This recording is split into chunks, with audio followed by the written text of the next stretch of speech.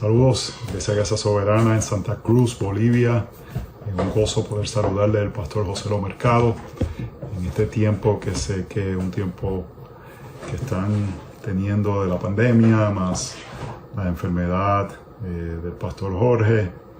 Y David me pidió que si podía compartir la palabra del Señor con ustedes. Para mí siempre es un privilegio y estamos animados en el mes de octubre poder estar con ustedes y compartir en persona.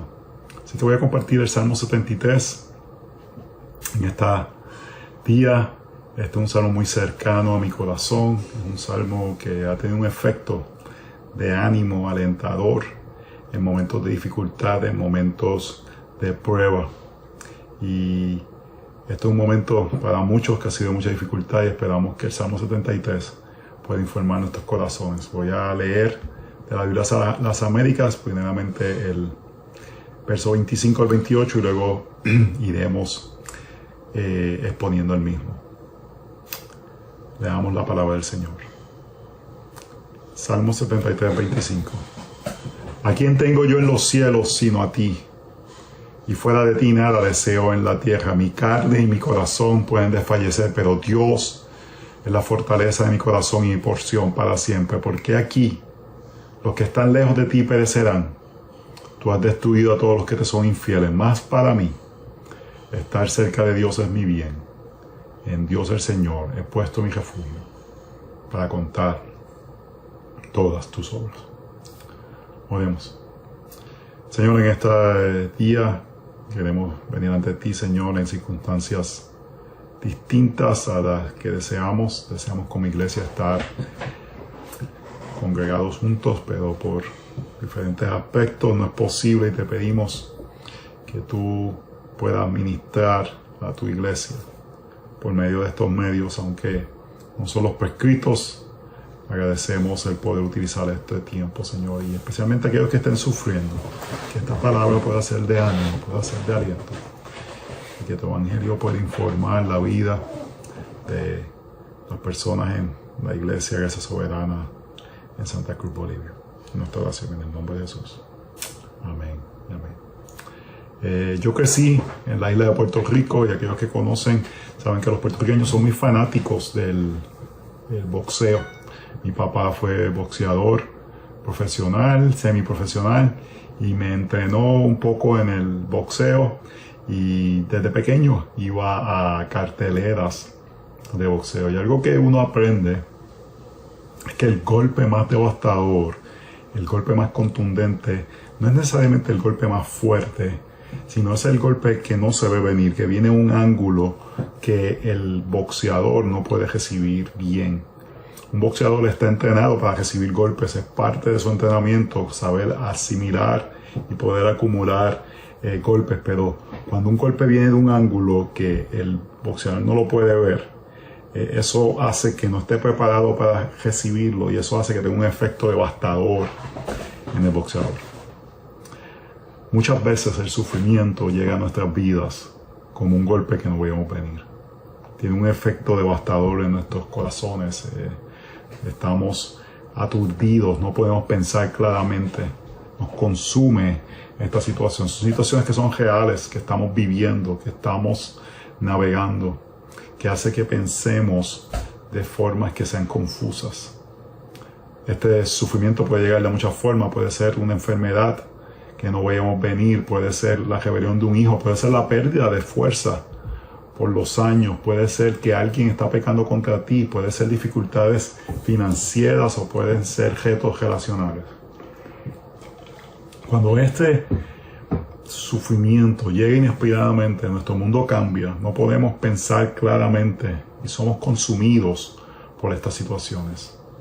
Y necesitamos en ese momento no olvidar las verdades de quién es Dios y lo que ha hecho por nosotros. El problema es que muchas veces medimos la bondad de Dios no por lo que Él es, sino por las cosas o las circunstancias que percibimos. No medimos la bondad de Dios porque Él se ha revelado como que es un Dios bueno, sino que lo medimos si nuestras vidas marchan bien. Si tenemos la percepción que nuestras vidas están correctas. Y la palabra de Dios nos ha revelado que Dios es bueno y no debemos dudar de esa verdad. Y debemos de ir a estas palabras de Dios para recordarnos la realidad de que Dios es bueno, a pesar de que podemos pensar que por nuestras circunstancias no es así. Así que si algo deseo que recuerden de esta prédica, de este mensaje, si algo es un mensaje que creo que lleven con ustedes, es que en nuestros momentos de dificultad necesitamos la presencia de Dios. Porque cuando experimentamos la presencia de Dios, experimentamos la bondad de Dios. En nuestros días más oscuros, en nuestros momentos más difíciles, tendemos a movernos de Dios, a aislarnos de Dios, a pensar que Dios no está cerca, y lo que necesitamos es lo contrario. Necesitamos la presencia, la cercanía de Dios, porque cuando estamos en la cercanía de Dios, experimentamos la bondad de Dios. Punto número 1, la bondad de Dios. Ciertamente, dice el verso 1, Dios es bueno para con Israel, para con los de puro corazón. Este salmo comienza con una declaración absoluta de la bondad del Señor. Del verso 2 al verso 16, el salmo nos va a dar la historia, la experiencia de este salmista, que está comentando cómo él está teniendo dificultad porque los impíos prosperan y él no. Eso le crea una situación que duda la bondad de Dios. Y el salmista, antes de contarnos ese testimonio, quiere cuidar nuestros corazones, quiere pastorearnos, porque él sabe la tendencia que vamos a tener de decir, es verdad, Dios fue injusto conmigo en aquella ocasión, Dios no es bueno, Él nos deja solos. Y Él quiere cuidarnos y acordarnos y decirnos y dejarnos algo claramente. Ciertamente, Dios es bueno. El problema es que Dios no sea bueno. El problema es que medimos la bondad por medio de las circunstancias en lugar de por medio de lo que Dios ha revelado por su palabra. Y en medio de la dificultad, en medio del tiempo difícil, cuestionamos la bondad de Dios. Preguntamos si Él está cerca, si nos abandonamos, porque dejamos que sean las circunstancias quien dicte si Dios es bueno y no lo que Él ha revelado. Y ciertamente Dios ha revelado algo, y ha revelado claramente, como dice este salmo, ciertamente Dios es bueno. Hace unos años atrás, Katy y yo, mi esposa, estábamos casados, estábamos entrando en esa etapa de decidir buscar hijos, y cuando comenzamos esta búsqueda nos dimos cuenta que Katy no quedaba embarazada y pasaban los meses, ya no quedaba embarazada. Y en ese momento fuimos a unos especialistas, fuimos a expertos, y un especialista en fertilidad diagnosticó que Katy tenía una seria dificultad para quedar embarazada. Y cuando tú estás tratando de quedar embarazado o que tu esposa quede embarazada, cada mes que pasa y eso no sucede es algo que te trae mucho dolor, que trae mucha dificultad. Es casi como un luto mensual. Y estábamos visitando unos amigos en esa época, eso fue para el año 2006, 2005, y uno de estos amigos nos escuchó cuando estábamos compartiendo la situación, y él nos hizo una pregunta. Nos dijo, si Dios no les diera el regalo de tener hijos, ¿todavía pensarían que Dios es bueno? Recuerdo que estaba con Katy en el terminal del aeropuerto de Miami, y ambos llorando dijimos, Señor, tú eres bueno. Tú eres bueno, aunque no nos des este deseo en nuestro corazón. Aunque lo que estemos pidiendo es algo bueno, es algo noble. Tú eres mejor que cualquier regalo. Y la razón que podemos confirmar, declarar que Dios es bueno, está en el verso 1. Porque el Evangelio está totalmente claro en este verso 1. Aunque no parezca, está bien presente. Dice, ciertamente, Dios es bueno para con Israel, para con los de puro corazón.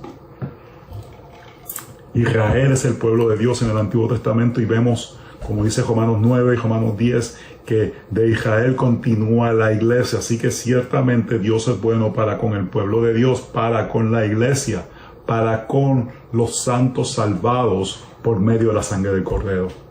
Así que este salmo afirma no la bondad de Dios como que a todos, sino la bondad específica de Dios para aquellos que Dios ha redimido por medio de Jesús. Ciertamente Dios es bueno para con Israel, ciertamente Dios es bueno para con su iglesia, para con su pueblo, ciertamente Dios es bueno para la iglesia Gracia Soberana en Santa Cruz, Bolivia, que es la expresión local, una de las expresiones locales del cuerpo de Cristo en Bolivia. ¿Por qué Dios es bueno? Porque somos su pueblo comprados a precio de sangre, somos sus redimidos. Él dio al inocente Hijo de Dios para salvar a pecadores. Hermanos, esa es la bondad de Dios, que nosotros merecemos el infierno. En lugar de medir la bondad de Dios por las circunstancias, debemos medirlo por lo que Él hizo en la cruz del Calvario, que es darnos nuestro mayor beneficio, que es ser llamado el pueblo de Dios. Es interesante que el texto dice, para con los de puro corazón. Romanos 3:10 dice, como está escrito, no hay un justo ni aun uno. La realidad del caso es que no hay ni un solo puro de corazón. Solamente ha existido un puro de corazón en la tierra. Se llama Jesús el Cristo. Así que el verso 1 nos dice claramente que Dios no debería ser bueno para con nosotros, porque ninguno de nosotros es puro de corazón. Si somos sinceros, sabemos que tenemos pensamientos, acciones que remueven la pureza de nuestros corazones. Hemos pecado, hemos violentado la ley de Dios, pero Dios, que es rico en misericordia, dio al único puro como culpable para que recibiera nuestro pecado y Él fuera declarado impuro, para que por medio del sacrificio de la cruz y la resurrección de Cristo, nosotros ahora seamos declarados puros. Oh hermanos, ciertamente Dios es bueno. En la presencia de Dios experimentamos la bondad de Dios. Punto número 2, la ausencia de Dios. Y antes de que paren el video por yo compartir una herejía, quiero explicar lo que quiero decir cuando digo la ausencia de Dios. No es que Dios está ausente, es que pensamos que está ausente. Podemos llamarle la aparente ausencia de Dios. Y esto sucede cuando en medio de la dificultad nos centramos en nosotros mismos. Pensamos y nos obsesionamos con esta situación que es real. O hermanos, cuando estamos sufriendo, no estoy tratando de minimizar su sufrimiento. Yo sé que los pastores de la iglesia quieren caminar con ustedes estas situaciones, pero en medio del sufrimiento debemos recordarnos la verdad y no centrarnos en nosotros mismos. Porque cuando nos centramos en nosotros mismos, dejamos a mirar a Dios y comenzamos a mirar a los impíos, a otros. Y eso hace que tenga un efecto letal en nuestra alma. Mira el verso número 2. En cuanto a mí, mis pies estuvieron a punto de tropezar, casi resbalaron mis pasos, porque tuve envidia de los arrogantes al ver la prosperidad de los impíos, porque no hay dolores en su muerte, y su cuerpo es robusto, no sufren penalidades como los mortales, ni son azotados como los demás hombres. Por tanto, el orgullo es su collar, el manto de la violencia los cubre, los ojos se les saltan de gordura, se desborda su corazón con sus antojos. Se mofan y con maldad hablan de opresión, hablan desde su encumbrada posición. Contra el cielo han puesto su boca y su lengua se pasea por la tierra. ¿Qué sucede aquí?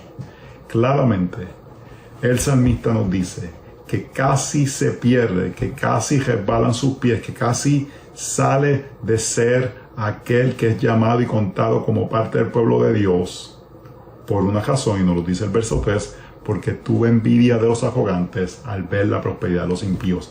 Él vio la prosperidad de otro y midió la bondad de Dios comparando esa prosperidad con la aparente falta de prosperidad en su vida. Eso hace que él pierda y no pueda ver lo que Dios ha hecho por él al hacerlo parte de su pueblo, y envidia a aquellos que no son parte del pueblo de Dios. En la aparente ausencia de Dios miramos al mundo y no a Él, y envidiamos al mundo. Muchas formas que podemos envidiar. Para nosotros fue en el momento que queríamos tener bebés, es que cuando tú quieres tener bebés, todo el mundo tiene bebés. Todo el mundo. La gente dice, ups, no queríamos tener un niño, pero el Señor nos bendijo con esto. Todo el mundo. Quizás tú envidias ver personas en Facebook que parecieran que sus vidas son perfectas ahora con los medios sociales. Todo el mundo toma fotos cuando están sonriendo, no cuando están discutiendo. Y tú envidias el aparente gozo de los otros y tú dices, yo estoy en este matrimonio que tengo que trabajar dificultosamente para sentirme un poco feliz. Hace poco estuvimos en un lugar de vacaciones y estábamos haciendo una caminata. Y yo digo a mis hijos que yo soy un papá de hacer bromas, estar contento, o un papá que va a estar sermoneando. Y ese día ellos habían hecho varias cosas que necesitaban ser corregidas. Y toda la caminata de 45 minutos estuve sermoneándolos. Llegamos al lugar donde íbamos a llegar y en ese momento saqué la cámara, todos sonreímos y saqué el selfie. Y luego de eso seguí sermoneándolos. Nadie hubiera pensado por la foto que acabamos de pasar un tiempo difícil de familia. Que yo estaba corrigiéndolo, ellos no estaban muy felices. Pero envidiamos la aparente felicidad de todo el mundo. Podemos envidiar la salud de personas que no se cuidan, comen mal, están todo el tiempo con alimentos que pareciera que son dañinos y están con salud perfecta. Y mis exámenes de sangre salen perfectos. Quizás en el trabajo, personas que no hacen las cosas éticamente y son los que aparentemente son favorecidos por los líderes. Y eso hace y tiene un efecto en nuestro corazón cuando comenzamos y dejamos de mirar a Dios y comenzamos a mirar al mundo y envidiarlo. Causa amargura en nuestro corazón. Mira cómo le causa amargura al salmista. Y esto es algo que debe animarnos, que un salmista inspirado por la palabra de Dios tuvo batallas similares a las que nosotros tenemos. Mira lo que dice el verso 10. Por eso el pueblo de Dios vuelve a este lugar y beben las aguas de la abundancia y dicen, ¿cómo lo sabe Dios? Y no hay conocimiento en el Altísimo. Aquí estos son los impíos y siempre desahogados, han aumentado sus riquezas. Ciertamente, en vano he guardado puro mi corazón y lavado mis manos en inocencia, pues he sido azotado todo el día y castigado cada mañana. Él le echa la culpa a Dios de la situación. Verso 11. Y hay conocimiento en el Altísimo. ¿Ves cómo él piensa que Dios está ausente? Que Dios no está cerca. Que Dios se ha olvidado de él. ¿Cuántos de nosotros hemos pensado esto? Dios se ha olvidado de mí. Si Dios es todopoderoso y es soberano, esto me sucede. Esto quiere decir que Él se ha olvidado de mí y no es bueno. Pero mira el problema del salmista. Está en el verso 13 claramente. El salmista creía el evangelio de la prosperidad. El salmista creía que Dios debía de darle cosas porque Él había hecho algunas cosas por el reino. Ciertamente, dice el verso 13, en vano he guardado puro mi corazón. ¿Ves lo que está diciendo el salmista? Yo me guardé mi corazón. Yo traté de servir a Dios y mira cómo Dios me paga. Oh hermanos, cuando pensamos de esta forma es que hemos olvidado el evangelio, porque Dios no nos debe nada, porque como vimos ahorita, no somos puros de corazón, hemos pecado, solamente Jesús es el puro de corazón. Y cuando olvidamos el evangelio, eso quiere decir que olvidamos que nosotros hemos pecado contra un Dios santo y que solamente Jesús es el que puede traer salvación a nuestras vidas. Y pensamos que si hacemos algunas cosas por Dios, que tratamos de servirle a Él, ya somos aquellos que necesitamos y de Dios nos debe algo y que nos debe dar todas las cosas que pedimos, cuando por su misericordia no hemos sido consumidos, hermanos. Si fuera por lo que merecemos, Dios nos debería dar el infierno, la ira eterna. Cuando pensamos y le cobramos a Dios diciendo, mira Dios lo que he hecho por ti, te he servido, me he mantenido puro, es que hemos olvidado del evangelio realmente. Dios no nos debe nada. Dios no nos debe nada. Él lo pagó todo en la cruz del Calvario. Hermanos, no quiero minimizar su sufrimiento, pero tampoco quiero minimizar el Evangelio. El Evangelio nos dicta y nos dice la realidad, que hemos pecado contra un Dios santo, y Dios en su misericordia es el que hace que nuestros corazones sean puros y que le debemos todo a Él y no le debemos cobrar nada. La solución a este problema está en el verso 17 y lo vemos en el punto número 2, en el punto número 3, la presencia de Dios. Cuando estamos en esta posición, envidiando a los impíos, necesitamos ir a la presencia de Dios para ver el mundo como realmente es. El salmista nos da la solución, y la solución no es que su situación cambió. El salmista no nos dice, bueno, Dios me dio lo que yo quería. No, él fue al santuario de Dios y todo cambió. Verso 17, hasta que entré en el santuario de Dios y comprendí el fin de ellos.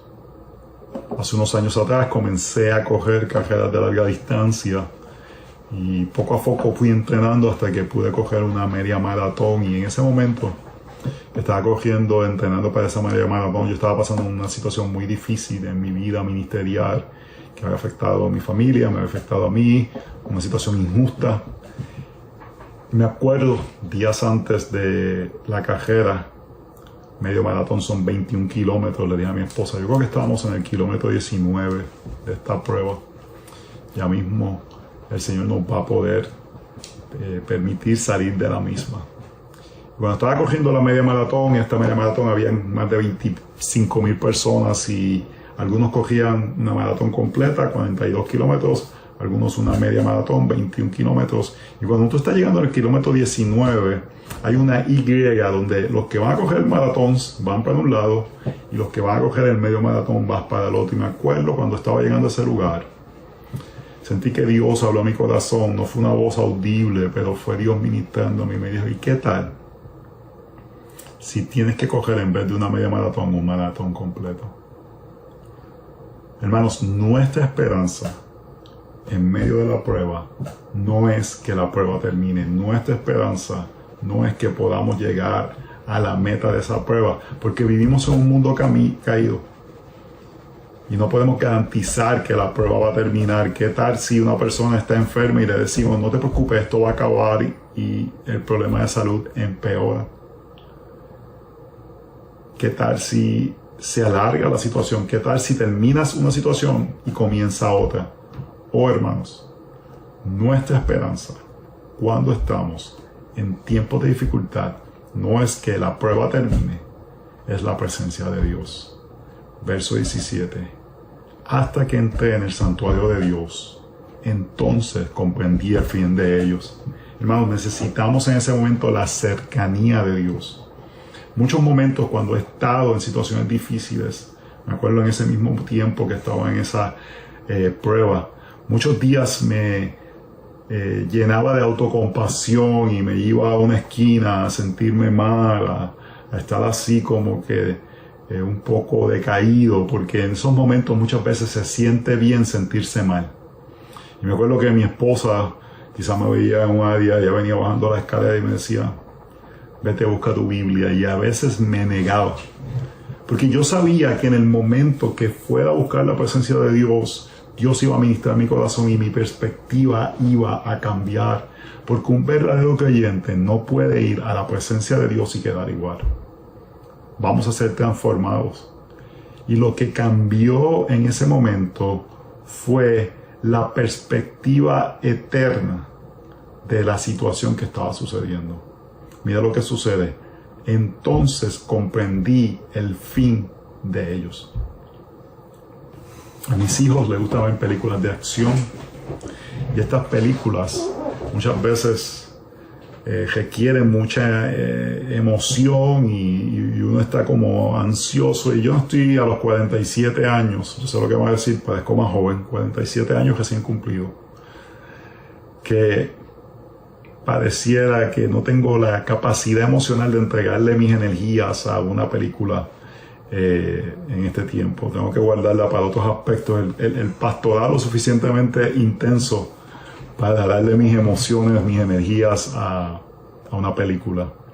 Y lo que hago es que voy a la página web, leo de qué trata la película, lo que va a suceder, y cuando veo la película, estoy tranquilito. Yo estoy con mi popcorn, con mis palomitas de maíz, y digo, este se va a morir, aquel es el malo, y este es el héroe, y va a sobrevivir al final, y estoy tranquilo, porque sé el fin de la película. Esto es lo que dice este texto. Entrando al santuario de Dios, entonces comprendí el fin de ellos. Él vio cuál era el final de los impíos, y no es nada de envidiarle. El verso 19 nos lo dice claramente. Cómo son destruidos en un momento, son totalmente consumidos como un sueño del que despierta. Oh Señor, cuando te levantas despreciarás su apariencia. Oh hermanos, yo no sé qué es peor para un ser humano que esto que dice este texto, que es que aquellos que no son parte del pueblo de Dios, los que experimentan la bondad de Dios al ser redimidos, van a ser despreciados de la apariencia de Dios. Yo no sé algo que puede ser peor. En lugar de envidia debemos tenerle compasión. Así que la presencia de Dios nos da la perspectiva eterna de que lo que estamos pasando es real, pero nuestro fin va a ser mejor. Y una pregunta que tenemos que hacerle, ¿qué es el santuario de Dios? ¿Qué es la presencia de Dios para la iglesia en este tiempo de la historia? Dios se ha revelado y ha tenido comunión con el hombre en diferentes lugares. En el Edén se reunió con Adán y Eva, en Sinaí con Moisés, en el tabernáculo, luego en el templo, luego Jesús fue el templo que caminó en medio de nosotros. Y Efesios nos dice claramente, capítulo 2, que ahora Dios mora cuando su iglesia se reúne. Así que hermanos, cada domingo, cuando ustedes estén juntos, son ladrillos que hacen el edificio donde la presencia de Dios habita. Yo sé que en este instante no estamos en el templo, pero debemos anhelar estar en el templo, y el templo no es una localidad.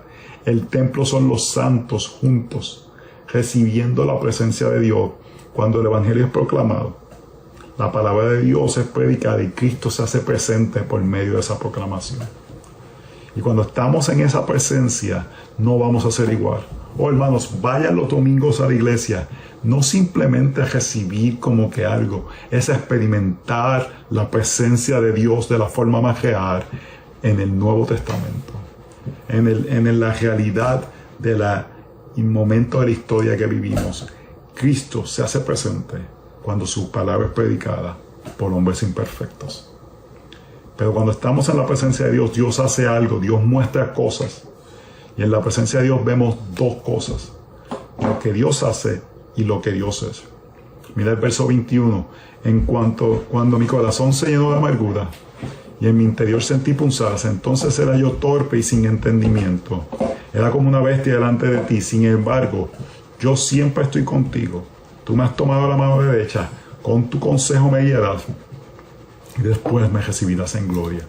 Mira lo que dice esto, que cuando él estaba, como en el verso 2 al verso 16, pensando de esta manera, donde pensaba que los impíos prosperaban y Dios lo había abandonado, el texto dice que estaba pensando como una bestia, como un animal, irracionalmente. Hermanos, debemos, en medio de la envidia, de la prosperidad de otros y nuestras dificultades, no negar la realidad de esas dificultades, pero pensar racionalmente y ver cómo Dios, si nos ha salvado, está cuidando nuestro pasado, presente y futuro. Versos 23 al 24 describen esto. Sin embargo, yo siempre estoy contigo. Él pensaba que Dios lo había abandonado, pero en la presencia de Dios se da cuenta de que Dios estuvo siempre con él. Tú me has tomado la mano derecha. Eso significa, tú me has cuidado. Con tu consejo me guiarás. Eso es que mi futuro está asegurado y voy a recibir aquello que es lo mejor. Voy a recibir, seré recibido en gloria. Dios providencialmente nos cuida de nuestro pasado, aunque pensemos que Él no estaba con nosotros. Nos protege en el presente y nos guía hacia un futuro glorioso con Él. Oh, hermanos, ciertamente Dios es bueno. Si tu salvación dependiera de ti, no pudieras ser salvo, pero un Dios misericordioso dio su vida para salvarte, para sostenerte y para llevarte en gloria. Pero si aquí terminar este salmo fuera suficiente, Dios nos lleva a gloria, pero hay algo más. Y es que Dios nos hace ver cuán valioso es Él, que al final del día tenerlo a Él es tenerlo todo. Verso 25, ¿a quién tengo yo en los cielos sino a ti?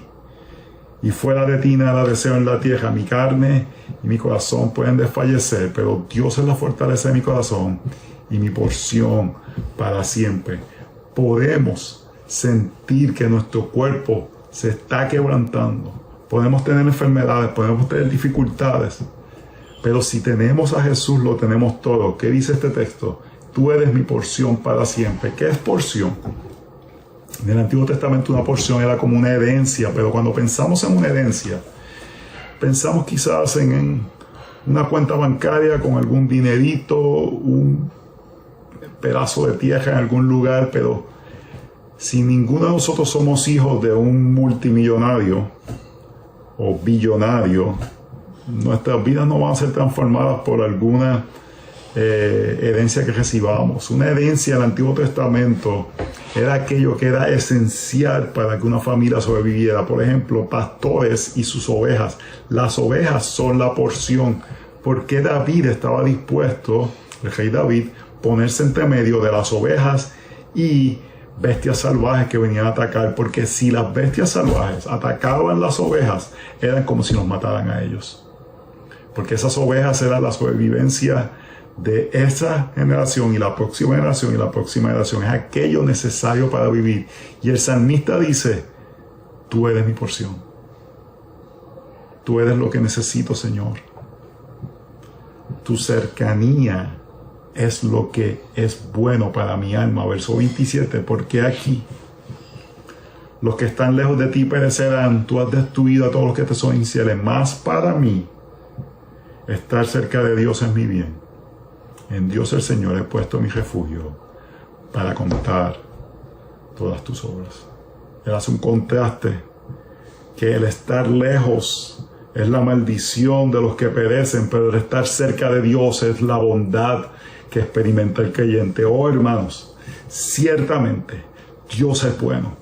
Tú podrás estar recién recibiendo ese golpe que te ha aturdido. Tú puedes estar en el kilómetro 15, 18, 21, puedes estar en la maratón, puedes estar en el ultramaratón, pero si estamos en la presencia de Dios, experimentamos la bondad de Dios.